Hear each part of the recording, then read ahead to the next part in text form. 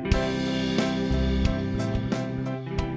guys, this is Jim at voiceathome.com, and today I want to talk about something that I think is the most important aspect of recording is recording levels. And I see a lot of mistakes out there where recording levels are too low or recording levels are too high, and you may be doing this as well. So I've got a couple of examples here of, here's a low recording level. This recording level is too low. You can barely see any waveform over the center line. I'm just going to play this back for you. Here's a recording level that is too low. There's hardly any gain involved. The waveform is very small. And if you take a look at the compressor here, I've got my compressor set at a particular level that I like to work at. And when I play this back, nothing is happening. It's not even engaging the compressor at all. Here's a recording level that is too low. There's hardly any gain involved. The waveform is very small.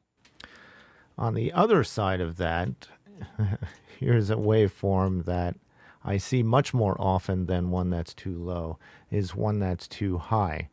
And we're going to see a drastic difference, obviously, in the levels and the way it sounds and in what's happening on my processing as well. And here is an example of a waveform that is just way too hot. As you can see, there is no room in the waveform for any kind of processing. It sounds distorted. It doesn't look good. It doesn't sound good. And there is no room for this to be processed in any way that is going to make this audio sound better.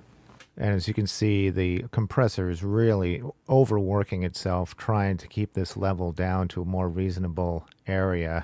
And there is no room for this to be processed in any way that is going to make this audio sound better.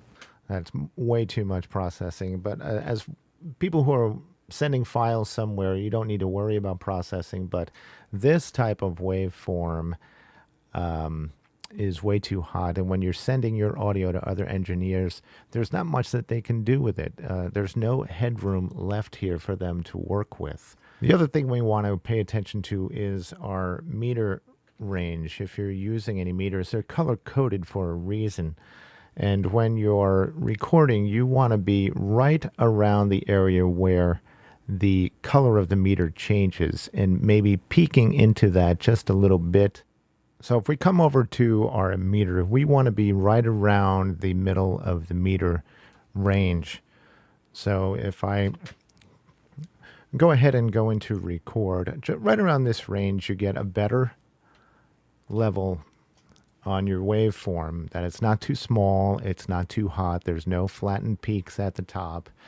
You can easily see that there is audio there, so it's a much better representation of the audio.